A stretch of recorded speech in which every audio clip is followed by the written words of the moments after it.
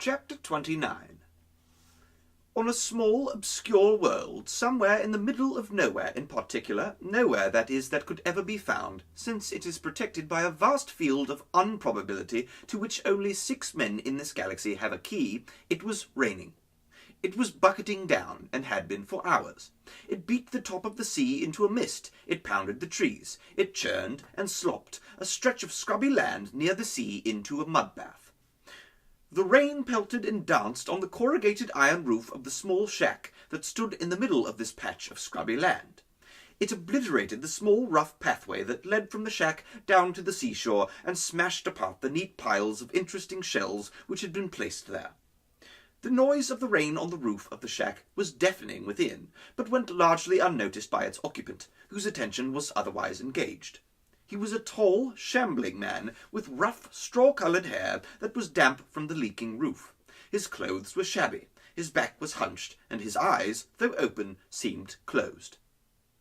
In his shack was an old beaten-up armchair, an old scratched table, an old mattress, some cushions, and a stove that was small but warm. There was also an old and slightly weather-beaten cat, and this was currently the focus of the man's attention. He bent his shambling form over it. "Pussy, pussy, pussy," he said. "Coochie, coochie, coochie, coo. Pussy want his fish? Nice piece of fish. Pussy want it?" The cat seemed undecided on the matter. It pawed rather condescendingly at the piece of fish the man was holding out, and then got distracted by a piece of dust on the floor. "Pussy not eat his fish. Pussy get thin and waste away, I think," said the man. Doubt crept into his voice. "I imagine that this is what will happen," he said. "But how can I tell?" He proffered the fish again. "Pussy think," he said. "Eat fish or not eat fish? I think it is better if I don't get involved." He sighed. "I think fish is nice, but then I think that rain is wet, so who am I to judge?" He left the fish on the floor for the cat, and retired to his seat. "I seem to see you eating it," he said at last, as the cat exhausted the entertainment possibilities of the speck of dust and pounced onto the fish. "I like it when I see you eat fish," said the man, "because in my mind you will waste away if you don't." He picked up from the table a piece of paper and a stub of a pencil. He held one in one hand and the other in the other, and experimented with the different ways of bringing them together. He tried holding the pencil under the paper, then over the paper, then next to the paper. He tried wrapping the paper around the pencil. He tried rubbing the stubby end of the pencil against the paper, and then he tried rubbing the sharp end of the pencil against the paper. It made a mark, and he was delighted with the discovery, as he was every day. He picked up another piece of paper from the table. This had a crossword on it. He studied it briefly and filled in a couple of clues before losing interest. He tried sitting on one of his hands and was intrigued by the feel of the bones of his hip. "Fish come from far away," he said. "Or so I'm told, or so I imagine I'm told. When the men come, or when in my mind the men come in their 6 black tiny ships, do they come in your mind too? What do you see, Pussy?" He looked at the cat, which was more concerned with getting the fish down as rapidly as possible than it was with these speculations. "And when I hear their questions, do you hear questions? What do their voices mean to you? Perhaps you just think they're singing songs to you." He reflected on this and saw the flaw in his supposition. "Perhaps they are singing songs to you," he said, "and I just think they're asking me questions." He paused again.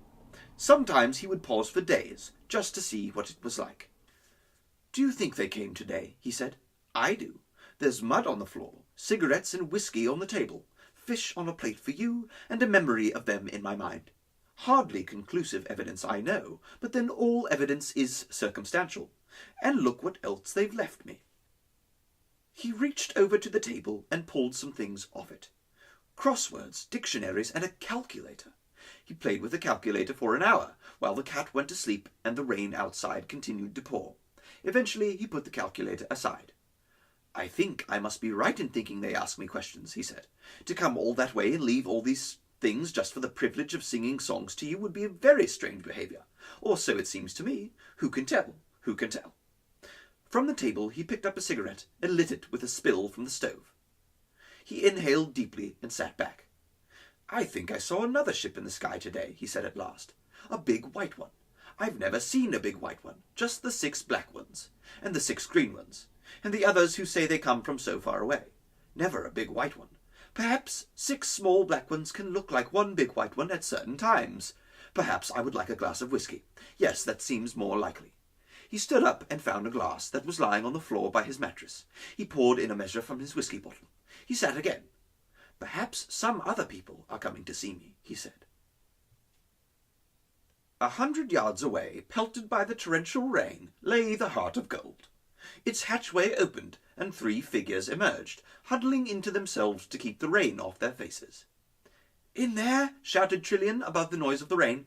"Yes," said Zarniwoop. "That shack?" "Yes." "Weird," said Zaphod. "But in the middle of nowhere," said Trillian. "We must have come to the wrong place. You can't rule the universe from a shack." They hurried through the pouring rain and arrived, wet through, at the door. They knocked. They shivered. The door opened. "Hello," said the man. Excuse me," said Zarniwoop. "I have a reason to believe—" "Do you rule the universe?" said Zaphod. The man smiled at him. "I try not to," he said. "Are you wet?" Zaphod looked at him in astonishment. "Wet?" he cried. "Doesn't it look as if we're wet?" "That's how it looks to me," said the man, "but how you feel about it might be an altogether different matter. If you find warmth makes you dry, you'd better come in." They went in. They looked around the tiny shack. Zarniwoop with slight distaste, Trillian with interest, Zaphod with delight. "Hey, said Zaphod, "what's your name?" The man looked at them doubtfully. "I don't know. Why do you think I should have one? It seems very odd to give a bundle of vague sensory perceptions a name." He invited Trillian to sit in the chair. He sat on the edge of the chair. Zarniwoop leaned stiffly against the table, and Zaphod lay on the mattress. "Wow-wee," said Zaphod, "the seat of power." He tickled the cat. "Listen," said Zarniwoop, "I must ask you some questions." "All right," said the man kindly. "You can sing to my cat if you like." "Would he like that?" said Zaphod. "You'd better ask him," said the man. "Does he talk?" said Zaphod. "I have no memory of him talking," said the man, "but I am very unreliable." Zarniwoop pulled some notes out of a pocket. "Now," he said, "you do rule the universe, do you?" "How can I tell?" said the man. Zarniwoop ticked off a note on the paper. "How long have you been doing this?" "Ah," said the man, "this is the question about the past, is it?" Zarniwoop looked at him in puzzlement. This wasn't exactly what he had been expecting. "Yes," he said. "How can I tell," said the man, "that the past isn't a fiction designed to account for the discrepancy between my immediate physical sensations and my state of mind?" Zarniwoop stared at him. The steam began to rise from his sodden clothes. "So you answer all questions like this," he said. The man answered quickly. "I say what it occurs to me to say when I think I hear people say things. More I cannot say." Zaphod laughed happily. "I'll drink to that," he said, and pulled out the bottle of Jenks spirit. He leaped up and handed the bottle to the ruler of the universe, who took it with pleasure. "Good on you, great ruler," he said. "Tell it like it is." "No, listen to me," said Zarniwoop. "People come to you, do they? In ships?" "I think so," said the man. He handed the bottle to Trillian. "And they ask you," said Zarniwoop, "to make decisions for them, about people's lives, about worlds, about economies, about wars, about everything going on out there in the universe?" "Out there," said the man. "Out where?" "Out there," said Zarniwoop, pointing at the door. "How can you tell there's anything out there?" said the man politely. "The door's closed." The rain continued to pound the roof. Inside the shack it was warm. "But you know there's a whole universe out there," cried Zarniwoop. "You can't dodge your responsibilities by saying they don't exist."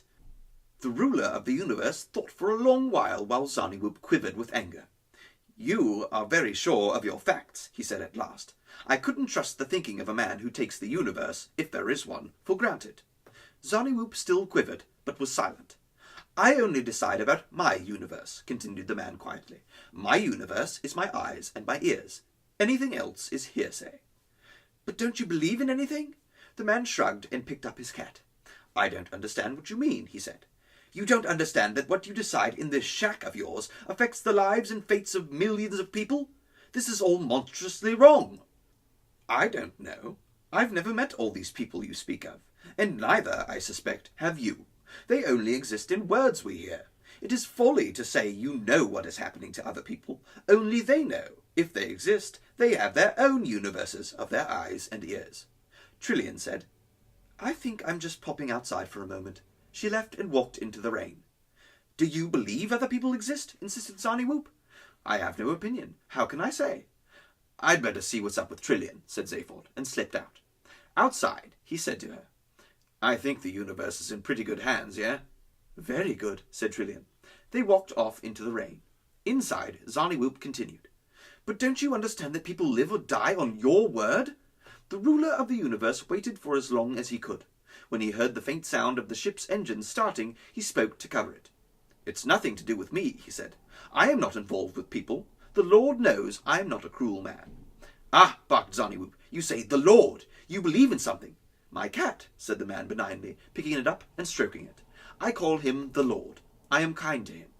"All right," said Zarniwoop, pressing home his point. "How do you know he exists? How do you know he knows you to be kind, or enjoys what he thinks of as your kindness?" "I don't," said the man with a smile. "I have no idea. It merely pleases me to behave in a certain way to what appears to be a cat. Do you behave any differently? Please, I think I'm tired." Zarniwoop heaved a thoroughly dissatisfied sigh and looked about. "Where are the other two?" he said suddenly. "What other two?" said the ruler of the universe, settling back into his chair and refilling his whiskey glass. "Beeblebrox and the girl, the two who are here." "I remember no one. The past is a fiction to account for—" "Stuff it!" snapped Zarniwoop, and ran out into the rain. There was no ship. The rain continued to churn the mud. There was no sign to show where the ship had been. He hollered into the rain. He turned and ran back to the shack and found it locked. The ruler of the universe dozed lightly in his chair. After a while he played with the pencil and the paper again, and was delighted when he discovered how to make a mark with the one on the other. Various noises continued outside, but he didn't know whether they were real or not. He then talked to his table for a week to see how it would react.